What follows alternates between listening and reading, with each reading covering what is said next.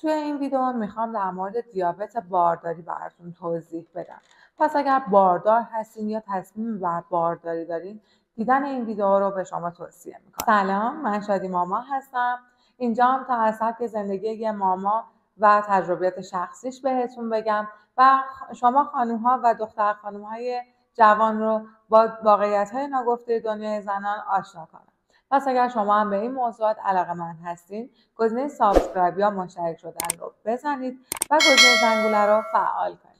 یکی از شایع‌ترین اختلالات متابولیکی که در دوران بارداری اتفاق میفته دیابت بارداری هستش که دو نوعه. یا افرادی که از قبل از بارداری مبتلا به دیابت هستند یا خانم هایی که در دوران بارداری معمولا بین هفته 20 تا 24 مبتلا به دیابت میشن.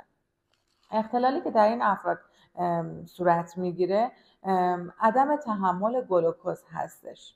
اولین راه درمان رژیم غذایی هستش که میتونیم با دادن رژیم غذایی به فرد قند خونش رو در محدوده نرمال نگه داریم. در صورتی که رژیم غذایی داده شد و قند خون پایین نیومد و در محدوده نرمال نبود، باید همزمان با رژیم غذایی تزریق انسولین را شروع بکنیم که نگرانی در این خصوص وجود نداره. دیابت میتونه خطراتی هم برای مادر و هم برای جنین داشته باشه.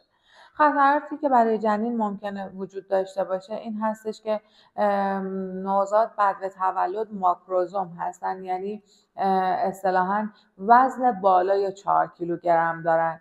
یا این نوزادان ممکنه در آینده مبتلا به دیابت بشن یا خطر هایپوگلایسمی یعنی افت قند خون بعد از تولد درشون ایجاد بشه. خطراتی که برای مادر وجود داره میتونه باعث پلی‌هیدرامنیوز یا افزایش مایع آمنیوتیک، زایمان زودرس و همچنین در آینده میتونه باعث دیابت نوع 2 بشه. اولین توصیه‌ای که به خانم‌هایی که قصد بارداری دارن میشه این هستش که وزنشون رو به محدوده نرمال برسونن، چون خود چاقی باعث میشه که این افراد بیشتر مستعد به دیابت در طول بارداری باشن.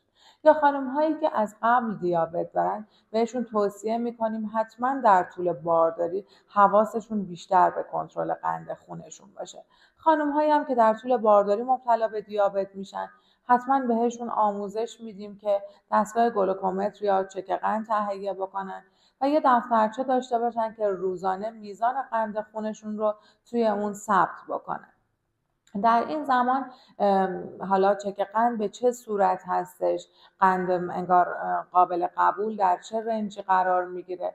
قند ناشتا باید در خانم‌های باردار زیر 95 باشه و قند خون 2 ساعت بعد از غذاشون هم باید زیر 120 باشه.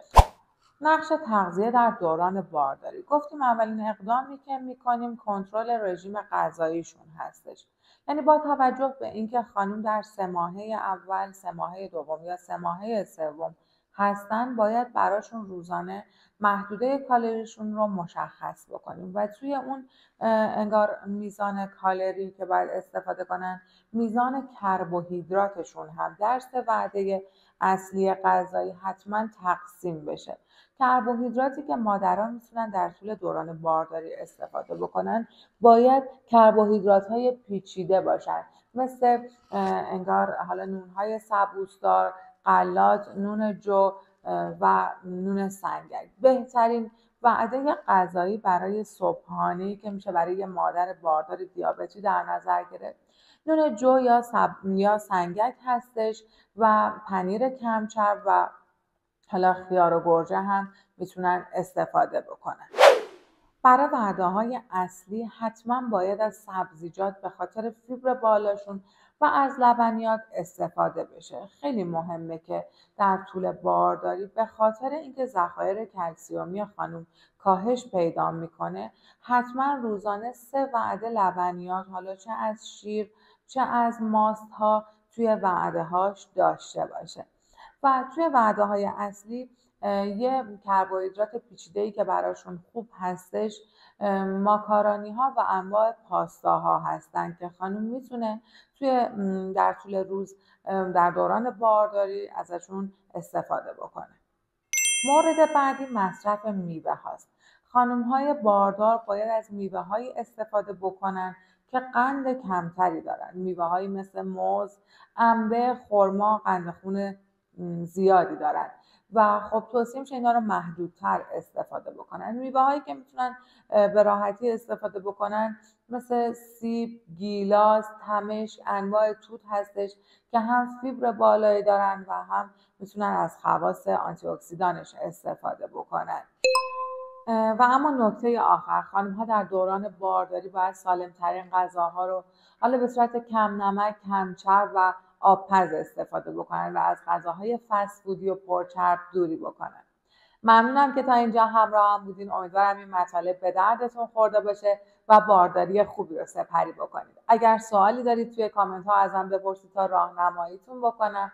لطفاً گزینه مشترک شدن یا سابسکرایب رو بزنید و گزینه زنگوله رو فعال کنید تا از ویدئوهای بعدی جانم